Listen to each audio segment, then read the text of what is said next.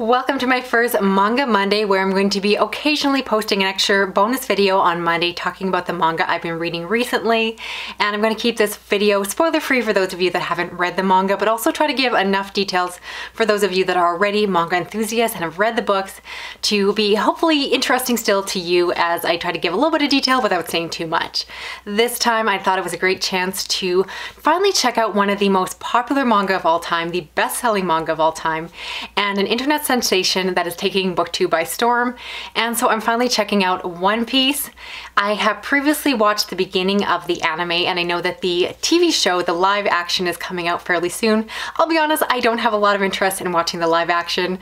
They just tend to be horrible, so unless it gets amazing reviews, I'm probably going to stick to the manga and the anime. And so this video is going to be focusing on the material covered in the first 8 volumes of the series, which ends with the Baratie Arc, if I'm not saying that horribly wrong.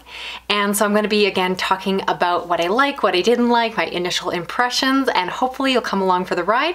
Let's get started. Before we get into the series, just give you a quick synopsis for those of you that have not read or watched One Piece. This is a manga series that has been adapted into an animated series. We follow a young boy named Luffy, who you find out at the beginning of the story desires to become the Pirate King. In order to do that, he needs to cross into the Grand Line and go in search of an object known as a One Piece. And so you follow this boy as he decides to embark on his goal. So he goes to seek out, and he needs to find a ship and a crew and go from there. And so that's the basic setup. Right within the beginning of the story, in the first chapter, you find out that he has eaten this forbidden gum fruit that turns his body into rubber, and so he has some special abilities. The downside of that is that it also means that he can drown if he falls into water, which is a rather unfortunate downside to have of his ability, considering the fact that pirates tend to spend a lot of time around the open ocean. So that's the basic setup there. Let's get into my analysis of the arcs without going into too many spoilers. Let's start talking about Romance Dawn, the first arc. So right in the first chapter of the first volume, we're introduced to Luffy as a young boy.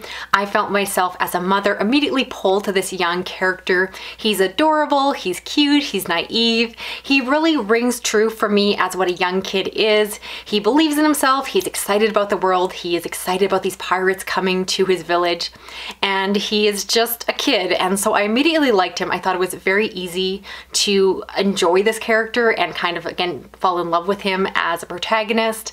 And then what I really like with this first chapter is it's so succinct. It really introduces him and his backstory, which for me is always what I need to know when I'm going to have a protagonist, is why do I care about him? What's his motivation? And where is the story going? So I love that the story lays that out right on the first chapter, where we know that Luffy wants to become the Pirate King. And we get to see how he became so obsessed with pirates. You get to see his connection to this older pirate and how he wants to be just like him. We also get to see some specific parts about his personality and characteristics that we see later on and become iconic within the series. So we get to see where he gets his straw hat from. We also get to see where the scar is that you see on his face. And we also get to find out about his body and how he became a rubber man by eating this devil fruit, or this gum fruit. So I really like to see that backstory, because for me, I want to see it all laid out bare. Now, as I mentioned, I have watched the anime. Basically, I've read as far as I've watched. And so I do think that the manga did a much better job of introducing Luffy through the introduction of his backstory right from the beginning. I don't know why the anime chose to do the part where it jumped ahead to the present day and then told his backstory later, because I'll admit the first episode of One Piece, I watched it with my husband and I wasn't quite sure what I thought about it. I didn't really have a connection to Luffy. He just kind of showed up on a ship and he was just fighting people, and it just didn't really mean anything because I didn't know why he was there, what he was trying to do, or why he believed that he was going to be the Pirate King. So for me, I really think that the animators made a mistake of kind of mixing things around. The manga and the author definitely had it right in the first place, and they should have stuck with that because it was such a strong entry. I loved it, and I definitely saw the initial appeal to the series. In this initial arc, we also get to be introduced to the character of Kobe, who is a wimpy little frustrating boy, and I think he is such a great contrast to Luffy, who is brave and selfless and just believes in himself in a way that this other young man doesn't. And And so I think he's a great foil for Luffy. And I have a suspicion that we're going to see this character again because of course he wants to go and join the Navy. And he mentions to Luffy that if he does this, they're going to end up on opposite sides. One's going to be a pirate and one's going to be the law. And you're going to see that conflict down the road. So I'm really hoping that if I do stick with the series, I will see them reconnect again and have to do that struggle, because I love when you have friends that end up on other sides of a conflict and have to fight against each other even though they really respect and care for each other. I love that as a trope or setup, so I'm hoping to see that down the road. And I think again he's just really funny, and I think what this character again Kobe does really well is less so that he's not an amazing character himself, but I love Luffy's response to him. The fact that Luffy really calls him out for the fact that he doesn't believe in himself and just really encourages him to go after his dreams. I can see why Luffy is such a likable character. He sees the best in people or wants people to do what they desire to do, and that is just a great setup or premise for a character. Along the same way, in chapter 3 we're introduced to Zolo, who is this amazing fighter, and he's kind of a stereotype or an archetype where he's like this really suave swordsman and he's just unbeatable and amazing. And I like him as a character just because he's cool, but I do want to see him get more multi-dimensional as the series goes on. And so within this volume, I love again, less so him, but more so Luffy's again response to him, where even though this man is an amazing fighter and would arguably make an amazing crewman for his ship, Luffy does not want to take him unless he can prove himself to be a person of good moral character. So I like the fact that Luffy, despite having these huge ambitions to be the king of the pirates, is not willing to do anything that will compromise his own beliefs and moral code. And so I do love the groundwork there. Again, I just see Luffy as such a character of moral integrity, and it just plays out so well. And so overall, really strong start. I think the first arc is amazing. I personally wouldn't change anything about the way the manga was done. I would only have the criticism of the anime that they shouldn't have messed up the order because it isn't as strong of an opening to start in the middle of the story. Moving on, let's talk briefly about the Orange Tree arc, which of course introduces the female character of Nami. Now I liked her quite a bit, although she is a complicated character. I like the fact, without giving away too much in terms of spoilers, that she's not really a team player. You kind of just expect her to meet up with Luffy and they just get together and everything is great. So I love the complications of that. I like the fact that she has her own motivations and goals and purpose and intent that don't necessarily match up with the Luffy. And I actually think it's very interesting how they were able to weave her story in with his in a way that felt believable, why they would team up at certain points in time. Basically at one point there was a standoff where she has to decide what her moral code is. She hates pirates and she hates what they do. And at one point Luffy really lays out to her and makes her make a choice. And I just think it's very well done. I feel like the other characters in the story are almost designed to be foils or mirrors to Luffy, essentially characters where he gets to bring out the best in them. It's such a likable personality quirk. It almost reminds me of like Ted Lasso, if you have seen that TV show. And he's just a character who again has his own ambitions, but along the way he's going to make everyone else's life better or bring out the best in them along the way. And it's a pretty endearing quality. And if you know me and my channel and my reading taste, I don't tend to like the really good guy. He's kind of straight and narrow for my personal taste, but I couldn't help but cheer for him. I really want the best for Luffy. I want him to succeed in his goals. And I like Nami. I like that she's complicated. And I definitely hope that she becomes a character who is not completely to be trusted. I hope that she stays complicated. Next, let's talk about the Syrup Village arc. And I gotta be totally honest with you all that so far I've given a really gushing positive review of the series, but this arc almost killed it for me. I struggled to get through it when I read it as a manga, and I struggled to get through it as the anime. I just don't like Usopp, so his introduction was a struggle for me. I don't find him to be an interesting addition. I don't really feel like he adds anything new, and I do recognize, or at least I have a pretty strong suspicion without spoiling anything because I haven't read further, but I do suspect that Usopp is going to have a lot of character growth. So he starts out as someone who is very whiny and scared and immature, and hopefully will grow into something more. But at this point in time, he's a very frustrating character, and it's hard for me to want to stick around and invest my time and attention with him when he's still like this, because I feel like it's going to take a while before he gets to being anyone but who he is right now, and I really dislike this part of him. Along the same lines, I found his love interest, or Miss Kara, to be very boring, and just the whole time spent on the island just felt like kind of filler episodes or filler pieces of the manga, and I just didn't find myself very invested. The series arc in general just feels a little bit long here, or perhaps just because I wasn't invested. So I'll be honest, I was tempted to stop here, where I didn't really want to finish it out and could really see myself DNFing the series and just thinking this is not for me. But thankfully I continued on because the next arc was amazing. So that brings me to talk about the Baratie arc, which is the last arc I've currently read within this manga series and the last arc that I've watched. And thankfully I stuck it out and continued on because I actually love this arc. The idea of a floating restaurant city was amazing. I just love the concept. It's really goofy and unusual and just creative and fun. And I found myself just gripped into this whole section. I love the character of Senji. I think I just love the idea of a seafaring pirate. He has his principles, the idea that you just never waste food. And he just has his very strong moral compass or beliefs that he sticks to, and it gets him in trouble sometimes. I loved getting to see the backstory of the restaurant and Senji's backstory specifically, getting to see how the restaurant came to be and why he is so loyal to the main chef, even though they have a very complicated relationship.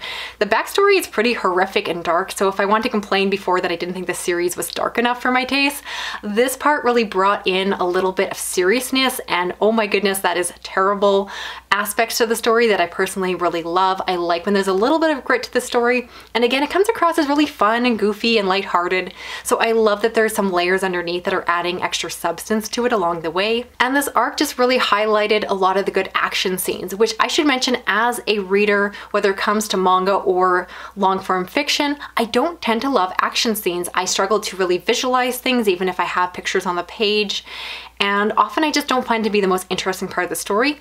But I do find that the action scenes within this story, as particularly within this arc, to be very engaging and easy to follow, easy to understand, and very enjoyable. So I actually had a blast reading this whole section and completely changed my opinion after the syrup arc that I don't want to talk about anymore. So let me know, for those of you that have read this series, where is the series going in terms of the arcs? Is syrup more representative of what's to come, or is Baratie kind of a glimpse into some of the creativity and fun that I have coming down the pipeline? I kind of want to know if I should be concerned the fact that I disliked syrup so much, so keep me posted there. But in terms of the Baratie arc, which again, I'm hoping I'm not pronouncing the name of the restaurant wrong, but this was just so enjoyable. I also love to see Zolo fight and just get to see that even though he's this amazing fighter, that he's not quite as perfect or untouchable as you would expect to see. Same thing with Luffy. I was very pleased to see that you actually have moments where I worried more for them,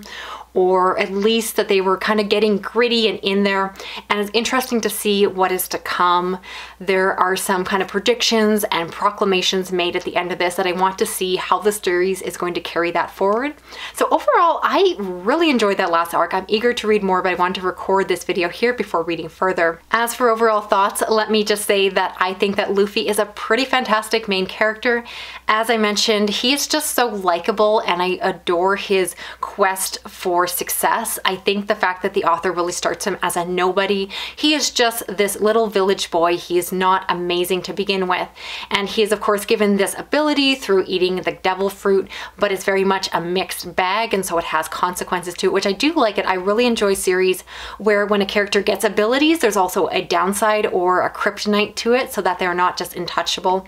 And that was my perhaps biggest concern going into this series, is that understanding that he is a rubber man, that potentially bullets do not harm him, things like that. I was really concerned about whether or not this character would seem boring if he was untouchable. Thankfully, as I mentioned in the last arc, I felt like they did a great job of really making him human or humanized in a way that I actually did worry for him. I didn't entirely know how far his abilities would hold him, and I saw that he is not entirely impenetrable, which is great to see. And so I do think that they did a lot to really create some complexity in a way that's going to be interesting to see down the road. And I just want to see him again succeed because he's so incredibly likable, and the other characters are relatively interesting other than Usopp, and so I do want to see where their arcs go. The author's done a good job of outlining kind of what their motivations or end goals are, so I'd like to see, are they actually going to succeed, or will they change as individuals and their purpose and motivations change down the road? I don't know how much depth and growth we're going to get in this series, but we're off to a great start for sure. And that leads me just to my general overall thoughts about this series, is a lot of curiosity about what's to come, which again, I don't want anyone to spoil it in the comment section, but give me a little bit of tease, because the series is incredibly long and yet it has a die-hard fan base. So often I see whether it be mangas or a TV show or anything, where eventually the author kind of runs out of creativity and the show or the books or series goes downhill.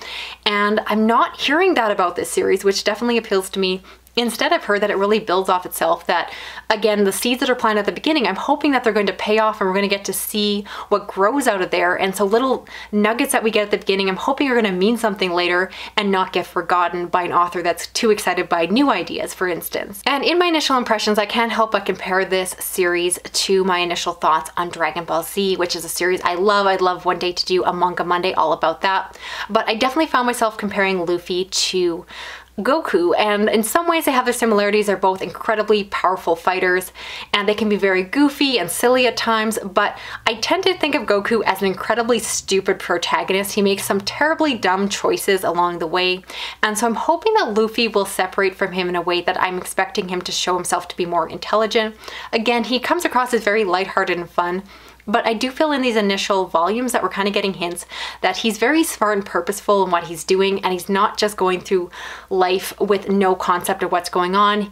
His goals seem lofty and impossible and ridiculous, but I like to think or hope that he is the kind of individual that actually has at least the motivation and planning involved to hopefully reach those goals, because I don't want him to just stumble across the One Piece. I want him to actually succeed very purposely, and I'm curious to see how that's going to go. But don't spoil me, I'll figure it out for myself. So overall, I did enjoy the series, but I do have some small criticisms, or more particularly concerns based off my specific reading taste, and that is the fact that this series is very humorous in nature, and I do find that it's very absurd in how it is depicted. So especially the villains I found to be very silly. There's kind of the clown and the different characters that aren't really human. They're often very large and exaggerated bodies, and I don't entirely love that style, but as I mentioned, I also love a series like Dragon Ball Z, which has a lot of alien weird characters with tails and all that. But I do think to counteract that, I just need to buy into the weirdness. I know I can do it if I try and stop being so critical of those parts. So I'm enjoying that. Again, I think my questions really come down to where's the series going? What's going to be the focus? Will there be a lot of arcs that will grab my attention, be really creative, or will it feel like a grind as you're going through volume after volume? So I'll take my time with it. I'll come back when I feel I have enough more to say. But again, I would love to hear your comments down below about this series. For me, the appeal of this series, if you haven't read it before, is the characters. They are complex, they're interesting, I love their dynamics, especially Luffy, and it's silly, it's fun, and for me, right now, I feel like it's the right time to read this. In 2023, so many of us are looking for hope, for optimism, and the idea of a character looking to make the world a better place while also becoming the Pirate King. And so I think that this series is fun, but it's also a very positive message, and arguably I'm someone who loves dark and messed up books, but sometimes I realize as I read something like this that sometimes I need the light too. Sometimes I need the hope and the optimism, and that's what the series for me brings, and brings it in a really enjoyable package. And it's not the kind of series I would normally think that I would love. I love pirate stories, but this one again is like weird, absurd, silly stories, but I feel like there's a lot of depth to it as well. And I don't want to cut it short just because it kind of has the aesthetics of being super weird and funky. Instead, I think that there's a lot more going on, and I can't wait to check it out for myself. So that's it for this video here. I'd love to know what you think down below. Are you interested in checking out One Piece for yourself? And if you're already a fan, I would love to hear all your opinions. As long as you keep them reasonably spoiler-free, I would like to experience the content of this series for myself.